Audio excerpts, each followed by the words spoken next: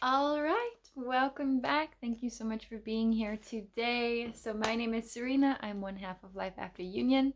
Today we are doing a collective twin flame reading. So if you suspect, know, or think you are on a twin flame journey, this message could be for you. I decided to tune in today and do a little collective reading because I feel like the energies have been a bit intense. One of our community members, which if you don't know, I run a twin flame community called Union Catalyst Portal. So definitely check that out down below. You can access a free 7-day trial. And with that, you also get my transformational 11-week course, which takes you through all the tools that you need to get to access your own inner union. So it provides you that space to process, share, evolve, learn, heal, grow together. And we meet every other week on a live webinar. So many amazing resources. Please to check the link down below. But one of our community members brought up the fact that it was Venus in Scorpio right now. So, Venus is not really loving to be in the sign of Scorpio.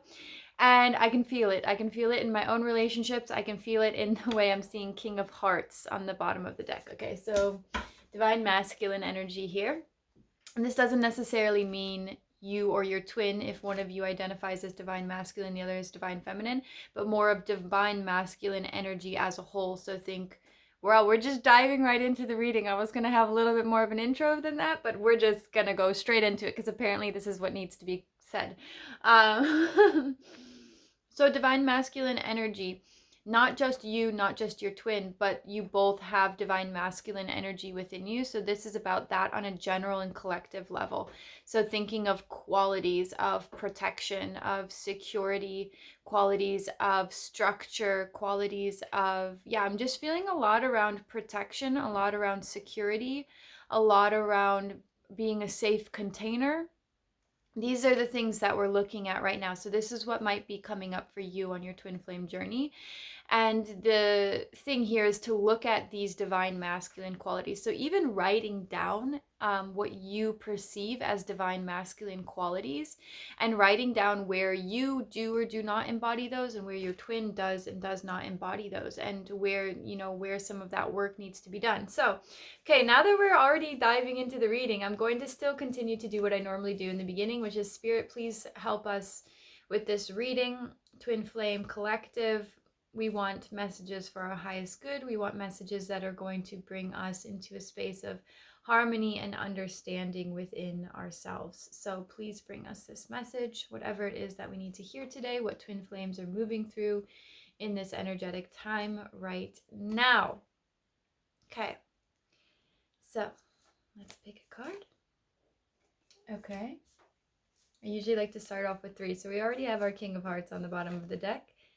Wow, okay, so we have some really similar cards to what I pulled in the last reading. So if you haven't seen that one, maybe go check that out for some background. But we have King of Hearts, we have Approachable, and we have Psilocybin. So what this is telling me is that we are being given an opportunity to rewrite these programs in how we relate to others. Okay, so I'll give you an example. For me, yesterday, I went out with my daughter, and this could be showing up in your twin flame dynamic. If you don't have contact with your twin flame, it might also be showing up like in your family members or in people that you're relating to, right? So any type of relationships here. So that being said, I went out with my daughter and we sat in a place in this restaurant where, you could tell it was like by the kiddies area. So it was like away from the normal area of the restaurant. And we kept getting forgotten about. Okay, so the people didn't come and take our order. I had to go up there because she was getting antsy. So she was like ready to order and ready to eat and drink and all this stuff. And so I actually had to go up and ask to order. And then when the order came, they had forgotten 2 different things on the order. So then I had to go back up and ask a second time and say, hey, you forgot this and you forgot this, and this never came. And then by the end of the meal, we were ready to go, and I had asked for the bill like 3 separate times and nobody came. And so I had to go up again to go ask for the bill. So this was for me, again, when we think about being divine masculine, we think about approachability, and we think about psilocybin is the last card, which is about what kind of trip are you having? What kind of stories are you telling? And that was a deeply triggering event for me because as a child, I felt like I was always being forgotten about. I felt like I was the odd one out from the rest of my family. I was the black sheep. Like my needs didn't matter to my family because I was highly sensitive. So it was always like, no, Serena's being too much. Serena's the one with the problem. And it wasn't, nobody tried to figure out, oh, what's going on here? And what is she sensing maybe that we aren't sensing? Or what's going on that we need to help attend to with her? Like nobody tried to help me sort out my own problems.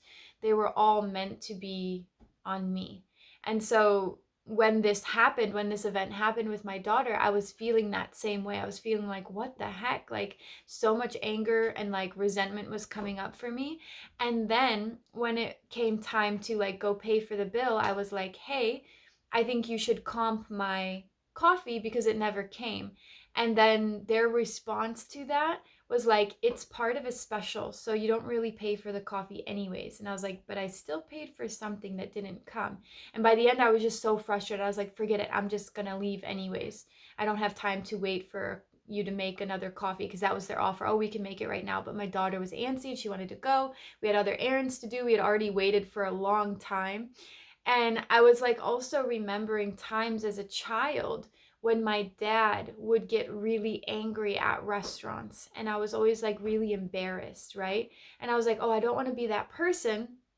So here's the reading, the line. You're now navigating this line, right?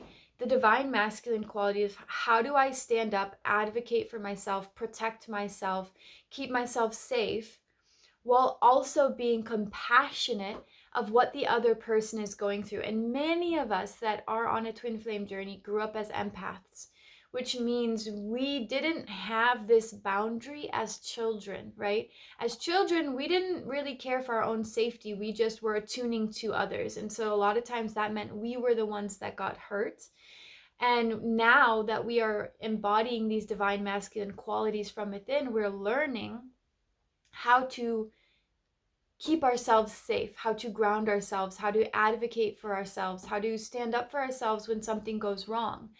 And sometimes that emotion that's behind there wants us to fight with other people, wants us to get angry, wants us to get revengeful or vindictive.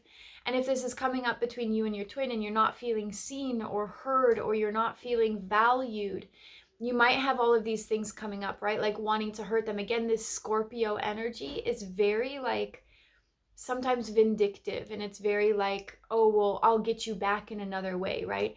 And so we're not supposed to be in this, I don't want to say we're not supposed to be in this revenge energy. It is important to be in the revenge energy, but it's important in a way that you need to sit in the revenge energy and transmute it. So that's where the second card, approachable, is coming in, because this is saying, so not only is usually that our starseed card, so if you identify as a starseed, this is just further confirmation that this message is for you. But approachable means other people can come to you, right? You're open, you're receptive, right? You are friend to all. And now that doesn't mean, so again, this is where the relational conflict comes up. That doesn't mean you let people walk all over you. That doesn't mean you abandon yourself. It just means you can stand up for yourself without being angry or vindictive or revengeful, but more so from a place of like, no, this is what I deserve, from a place of self-love, right? And then you become approachable to others because you're still having compassion for what they're going through, right? Like the restaurant that I was at, they were short-staffed. So there was like a level of compassion I had for the restaurant, but then also there was like a level of compassion that I also needed to have for myself and for my daughter and for the experience that we had at the mercy of somebody else. So you might be feeling right now like people around you in your sphere aren't taking responsibility for their downfalls, right? Like there's this almost like this pressure cooker feeling of like they're trying to put their stuff on you and like make it your problem. And this is a reminder, it's making me emotional. This is a reminder that that time of you holding other people's things, that time has passed. I'll give you another example of something that happened to me over the weekend. And again, it can be these really small things that trigger you in a way that you're like, why is this triggering me right now? What's going on here? But the really small thing that happened was I had made cake for a birthday, and there was a little bit left over. Then we had family members that came to stay. And so there was cake left over in the fridge, and they were like, oh, do you want to have cake after dinner? And everyone was like, sure. So my husband was cutting cake for everybody. And then so two of the people were eating the cake. I'm trying to say it in a way that's like nice, but also like preserving the identities. So two of the people were eating the cake. One of the women, she decided either she didn't like it, or it was too rich, or it was too much, or the piece was too big, whatever it was, I don't know. But she tried to discreetly, without me noticing, right? Without me noticing, she tried to discreetly put it off onto her significant other, her husband's plate. And I saw out of the corner of my eye, and instantly I felt sad and shameful, and I felt like I was holding now, because I saw it and I wasn't meant to see it. And this happened to me in my childhood as well, as being as an empath, you know, or a highly sensitive person. You see and experience things that other people don't want you to, or that other people don't think you notice, right? So they think they're being sly or secretive, and then you notice, and then you are the one that's left with their secret. And there's a deep, deep, deep, deep, deep sense of sadness around this, because it's like you were given weight to carry that wasn't even yours to carry.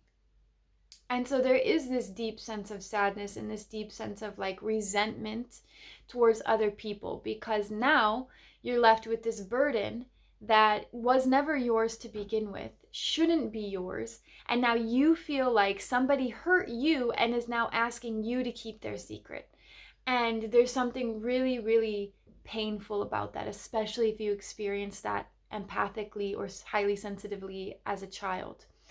Now, the last card that we have here, the next card we have here, is called psilocybin. So this card is about not only magic mushrooms, but about asking yourself, what kind of trip do I want to have? So these things are coming up right now, not because they're trying to hurt you, not because people are trying to hurt you, not because people are trying to trigger you, but because it's trying to help you change your story, right? To change the story from being disempowered, right? Again, we think about this divine masculine, King of Hearts, protecting your own heart, right? You are the protector of your own heart. And so it's asking you to go from this disempowered, more so victim mentality, to shift that into more of a open-hearted, more of an empowered, remembering that you have the control. You get to choose your destiny. You get to choose where you go from here. And the reason why these things are coming up again, and they might be coming up in like ways you weren't expecting or surprises, that's a way that the universe likes to catch you off guard, because sometimes those of us who are very diligent at doing the work, and we know ourselves, we know how to do the work, those of us that are really good at this need to be caught off guard in order to be triggered, because sometimes we're so aware of our own stuff that unless the universe catches us off guard, we actually will not get triggered, and we won't have the opportunity to look at this from a new or deeper lens. So if that sounds like you know what to do. That it's okay that you're getting caught off guard. It's okay that you're being surprised. It's meant to play out that way. And this is asking you to step away from that feeling of disempowerment. Like, again, it's like healing that inner child, knowing that you're not that inner child anymore. You have that inner child within you, but you now have the tools, the resources, and the ability to speak up. So a lot of this is going to come from throat chakra. A lot of this is going to come from solar plexus, because we're talking about our personal power and how we express ourselves in the world. So now, the reason why it's King of Hearts is because you also have to turn on that compassion, right? This isn't about speaking up for yourself in a way of fighting. This isn't about speaking up for yourself in a way of like being angry or mean or guilting somebody or shaming them. This is more so about having compassion for yourself and having compassion for others, and choosing the story that feels empowered to you, right? So for me, it was very like triggering. I almost wanted to go home after I saw the whole cake thing. And I was like, who is this? I was like, why am I getting so upset about this? And I realized it was that overarching theme of like, I witnessed something I shouldn't have witnessed, that somebody else was trying to hide from me. I saw the secret and now I'm holding the secret. And I was like, I need to just let that go. It's not my secret to hold. It's not my business. If somebody has a problem with me, myself, the way I do things, the cake that I make, if somebody has a problem, then they can tell me directly. If not, then that's their shame to hold, right? Like, I'm not in the business of holding people's shame anymore. I'm in the business of freeing myself. And so for me, I had to choose.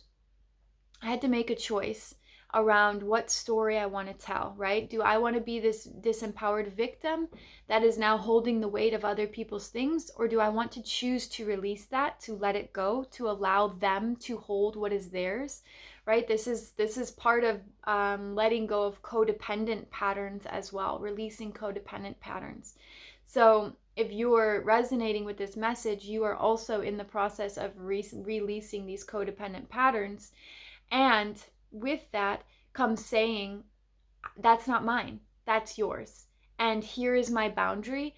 Here is what I'm willing to cross, and here's what I'm not willing to cross.